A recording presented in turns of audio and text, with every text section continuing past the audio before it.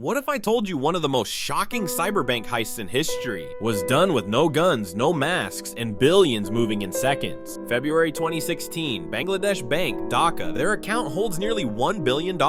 For months, hackers study the system. They send a fake resume packed with malware, slip past weak firewalls, and into computers controlling the global banking network. They watch everything: who approves transfers, what wording is used, when printers activate. Then on a Thursday night, right before a long weekend, they strike. From inside the bank's network, they send dozens of fake Swift messages, requesting almost $1 billion to accounts in Philippines and Sri Lanka. They time it perfectly. Dhaka staff are gone, New York buried in overnight traffic. The Fed's systems flag a few transfers, but most look routine. The only red flag that stops one message is a spelling error in Foundation. $81 million gets approved and wired to Manila, then funneled into casino accounts because Philippine casinos avoid money laundering rules. In Dhaka, the confirmation printer has been disabled. No paper trail, no alarms. Staff only realize something's wrong when the printer jams the next day. They reboot it and a flood of transfer slips pours out. Panic ensues. Some payments are frozen, but 81 million spins through casino chips. Investigators trace malware code linking to North Korea's Lazarus Group.